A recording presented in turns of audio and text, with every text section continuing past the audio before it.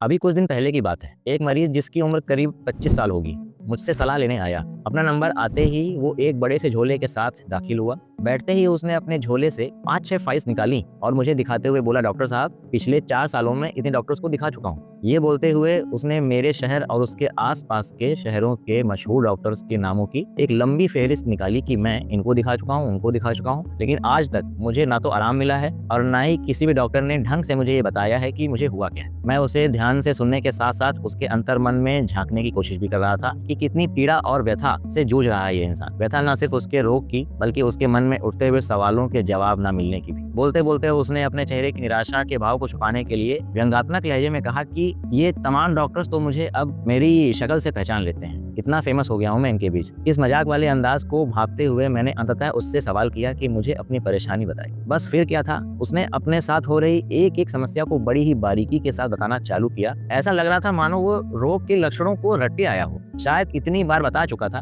कि उसके लगभग सारे लक्षण उसे याद हो गए थे। सर में झंझनाहट सी रहती है और साथ में हल्का दर्द रहता है। दर्द इतना कि सारा दिन इसी में दिमाग लगा रहता है, ध्यान इससे हटता ही नहीं है। मैंने न्यूरोलॉजिस्ट को दिखाया और करीब 6 महीने दवा भी ली। जब तक दवा खाता रहा तब तक थोड़ा बहुत आराम रहा। बाद में फिर वही समस्या हो जाती। कभी कभी अचानक से सीने में दर्द होता है, धड़कन बढ़ी सी लगती है। मुझे लगा कि दिल की कोई समस्या है। इसके लिए मैंने कार्डियोलॉजिस्ट को दिखाया और ईसीजी, ट्रेडमिल टेस्ट और 2D इको जैसे तमाम टेस्ट कराए। करीब 1.5 से 2 साल और कई अलग अलग जगह डॉक्टर्स को दिखाया, उनसे सलाह ली, दवा की। सारे टेस्ट नॉर्मल आए, दवा भी उतनी असरदार साबित नहीं हुई। लेकिन ये अचानक से सीने का भारीपन और धड़कन का बढ़ जाना बीच बीच में अचानक से आकर परेशान करता रहा। कभी कभी ये दर्द कंधों में आ जाता है, वहां से कमर और फिर पैरों में। थकावट बनी रहती है, आलस लगा रहता है, रात में नींद भी देर से आती है और कभी कभी नींद टूट टूट कर आती है। इतने साल हो गए, घर वाले भी पैसे खर्च कर करके थक चुके हैं। जिस भी डॉक्टर के पास जाओ वो सब जांचें कराकर आखिर में यही बोलते हैं कि मुझे कोई बीमारी नहीं है, जबकि मुझे समस्या महसूस होती है। कुछ डॉक्टर्स ने मुझे आपके पास परामर्श के लिए सलाह दी,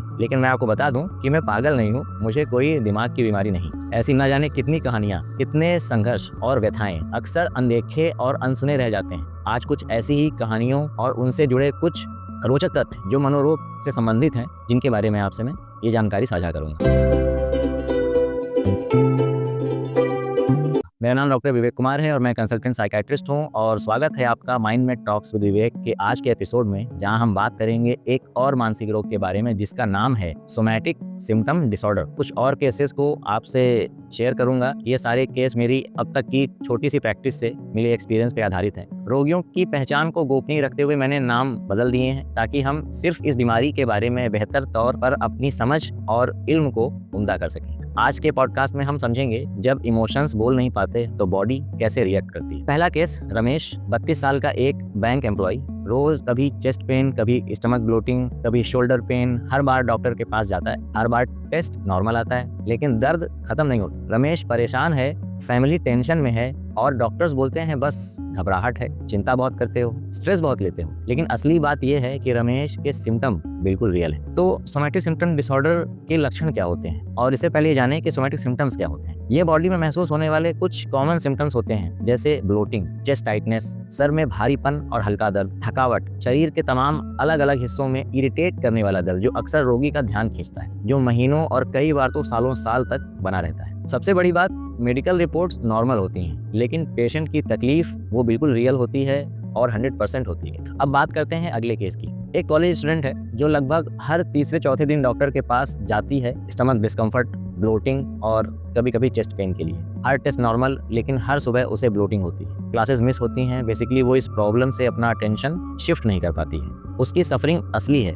लेकिन सोर्स है इमोशनल इंस्टेबिलिटी और इमोशनल टर्मोइल। अब बात करें इसकी एपिडेमियोलॉजी के बारे में, कितने व्यापक तौर पे ये बीमारी है। प्राइमरी केयर में लगभग 30% पेशेंट्स के सिम्टम्स का कोई क्लियर मेडिकल कॉज नहीं मिलता। इंडिया में नेशनल मेंटल हेल्थ सर्वे के अनुसार 10 to 20% एडल्ट सोमैटिक कंप्लेन कभी ना कभी लाइफ में एक्सपीरियंस करते हैं बिना किसी डेफिनेट कॉज के। ज्यादातर महिलाओं में ये देखा गया है, जिसकी शुरुआत एडोलसेंस यानी किशोरावस्था से होती है और यंग एडल्टहुड में भी ये मिलता है। अब चलते हैं अगले केस की ओर। एक शख्स हैं जो कि किसान हैं। वो जब भी अस्पताल आते हैं तो एक ही समस्या हर बार दोहराते हैं, सर में झुनझुनी सी रहती है और पूरे शरीर में ये घूमती रहती है। हर टेस्ट नॉर्मल, पैसे खर्च, पर इलाज से तसल्ली नहीं होती। उसके परिवार में कुछ लोगों ने तो बाबा और ओझाओं को भी दिखाए।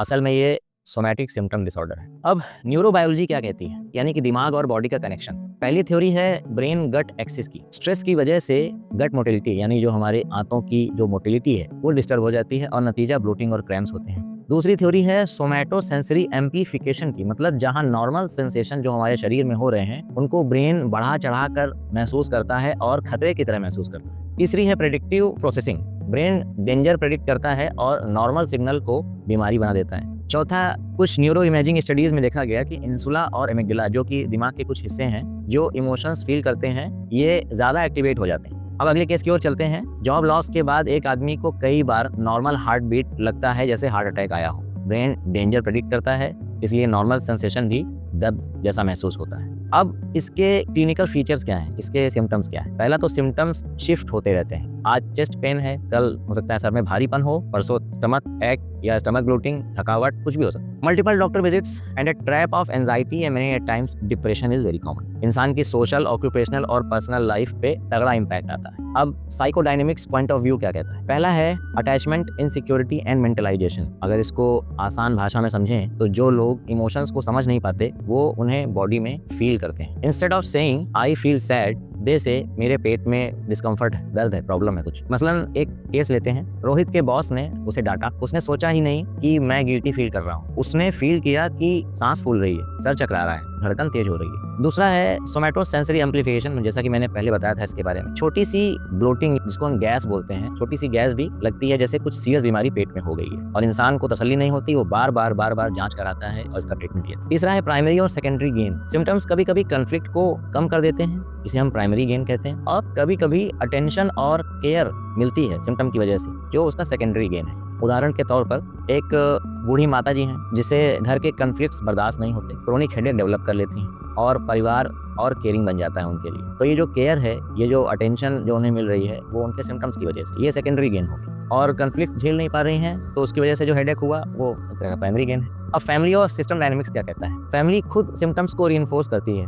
कन्फ्लिक्ट अवॉइड करने के लिए। मॉडर्न इंटीग्रेशन, दिमाग खतरे की आशंका महसूस करता है। इमोशंस जब समझ नहीं आते तो वो बॉडी में सिम्टम्स बन जाते हैं। क्यों जरूरी है इस बीमारी को समझना। पेशेंट्स अननेसेसरी टेस्ट और ट्रीटमेंट करवाते रहते हैं, लेकिन इसका रूट कॉज है इमोशनल मिस प्रोसेसिंग। मतलब पेन रियल है पर सोर्स इमोशंस और स्ट्रेस है। अब जो कि हमारा दूसरा केस था, रमेश फाइनली एक साइकेट्रिस्ट के पास गया और डॉक्टर ने समझाया तुम्हारा दर्द असली है पर तुम्हारे इमोशंस तुम्हारे बॉडी के जरिए बोल रहे हैं। तुम्हारी बॉडी उस इमोशंस को पेन की तरह रिएक्ट कर रही है। पहली बार रमेश को लगा कि उसे समझा गया है। अब इस बीमारी के उपचार के उपाय क्या क्या हैं। पहला तो है साइको एजुकेशन, पेशेंट को ये समझाना कि पेन रियल है पर माइंड बॉडी कनेक्शन से आ रहा है। साइकोथेरेपी कई सारी हैं, जैसे कि cognitive behaviour therapy, psychodynamic therapy, mindfulness based therapy और बहुत सारी थेरेपीज हैं। कुछ पर्टिकुलर मेडिसिन भी हैं जो साइकेट्रिस्ट के सुपरविजन में ली जाएं तो बहुत अच्छे से काम करती हैं और इस बीमारी को ठीक करती हैं। बेसिकली हम एक इंटीग्रेटेड केयर फॉलो करते हैं, उसमें फिजिशियन होते हैं, साइकेट्रिस्ट होते हैं और साइकोलॉजिस्ट की एक टीम होती है। तो अगर आप या आपके